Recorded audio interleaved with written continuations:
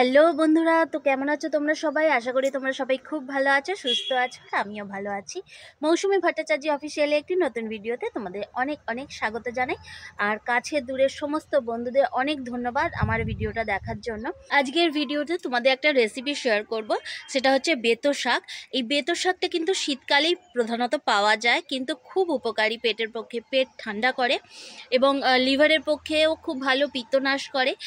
কিন্তু বেতো শাকটা সচরাচর সবার বাড়িতে আনা হয় না। নর্মাল পালং শাক, লাল শাক তো সবাই খায়, কিন্তু কিছু শাক আছে সচরাচর সবার ঘরেতে আসে না। হয়তো শহরাঞ্চলে একটুখানি দাম বেশি হয় অন্যান্য শাকের তুলনায়, কিন্তু অ্যাভেলেবেল। এইবার শীতেতে প্রথমেই বেতো শাকটা এনেছে, আর আমি এই বেতো শাকটা রান্না করব এমনভাবে যেটা খেতে তো টেস্টি হবেই, আর টেস্টির সাথে সাথে হেলদিও। শরীরে উপকার লাগবে, অথচ খেতেও ভালো লাগবে। এটা তো ভালোই না? তো তোমাদের সাথে এই রেসিপিটা শেয়ার করব আজকে। আর এই বেতো শাকটা এই প্রসেসে একবার করে দেখো, একবার খেলে কিন্তু দ্বিতীয়বার খেতে ইচ্ছে করবেই। এই দেখো বেতো শাক আমার হাজব্যান্ড একাটি এনেছে, কারণ খাওয়ার মানুষ শুধুমাত্র দুজন, ছেলে খায় না। আর বেতো শাকের প্রথমে ডগার অংশটা, কচি দিকটা এমনি ছিঁড়ে নেওয়া যায়, আর সিঙ্গেল সিঙ্গেল পাতাগুলোকে ছিঁড়ে নিতে হবে, মোটা ডগাটা কিন্তু ফেলে দিতে হবে। এটা কিন্তু সেদ্ধ হবে না, সেই জন্য অনলি পাতার দিকটাই নেওয়া ভালো, কচি ডগা ছাড়া।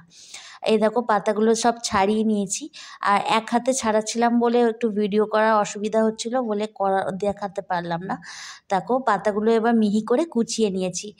বেশি মিহি করার দরকার নেই অবশ্য, কারণ জল ছেড়ে একটু মরেই যাবে। আর এটা মানে ভালো করে ধুয়ে নিতে হবে, তো সেটা শাকটা আমার ধুয়ে নিয়েছি। আর এটার জন্য লাগবে হচ্ছে বেশ কয়েকটা রসুন কুচি আর কয়েকটা কাঁচা লঙ্কা। কাঁচা লঙ্কাটা ঝাল বুঝে, যে ঝাল বেশি খাবে সে বেশি নেবে, আর আমরা দুজন ঝাল কম খাই। আর বেগুন নিতে হবে, এরকম করে ছোট ছোট করে টুকরো করে নেবো। কড়ায় তেল বসাবো। আর কড়ায় তেল বসানোর পর তোমাদের হয়তো মনে হবে যে কড়ার তেলটা কালো কেন। অ্যাকচুয়ালি সকালবেলা কড়াইশুঁটির কচুরি করেছিলাম, তো সেই কড়াতেই আমি আবার রান্নাটা করছি। আর শুধু শুধু কড়াটা মাজবো, তেলটা ঢালবো, ওই জন্য ওই কড়াতেই করছি। আর বেগুনটা যখন ভেজে নিচ্ছি তখন একটু নুন হলুদ দিয়েছি। বেগুনটা নুন হলুদ দিয়ে একটু লাল করে ভেজে আমি তুলে রাখবো। তুলে নেওয়ার পর একটুখানি তেল আর একটু মেশাতে হবে, যেহেতু বেগুন একটুখানি তেলকে টেনে নেয়, তো সেই জন্য একটুখানি তেল আমি মেশাবো। তেলটা একটু গরম হয়ে গেলে তাতে ফোড়নে আমি দেব বেশ কয়েকটা রসুন কুচি, আর রসুন কুচির সাথে আমি কাঁচা লঙ্কাটাও এখনই দিয়ে দেবো। এগুলো একটুখানি লাইট ফ্রাই করতে হবে।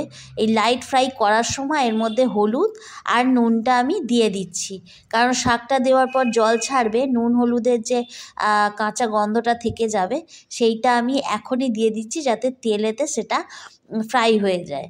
তো এরপরে আমি কিন্তু শাকটা, ধুয়ে রাখা যে শাকটা, সেটা আমি দিয়ে দেবো।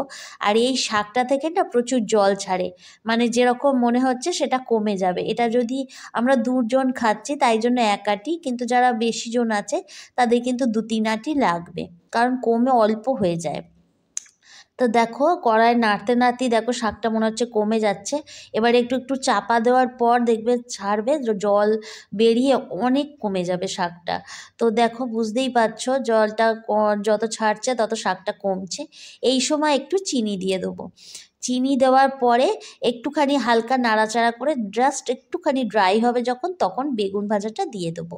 বেগুন ভাজাটা দিয়ে একটু নাড়াচাড়া করি, নামিয়ে ফেললেই এই রেসিপিটা রেডি হয়ে যাবে। গরম ভাতে, শুকনো পাতে সুন্দর খেতে লাগবে। ভিডিওটা ভালো লাগলে লাইক করো, আর চ্যানেলটাকে সাবস্ক্রাইব করে পাশে থেকো। আর যারা ফেসবুক থেকে দেখছো তারা প্লিজ চ্যানেলটাকে ফলো করো। দেখা হবে আগামী ভিডিওতে, ততক্ষণের জন্য টাটা।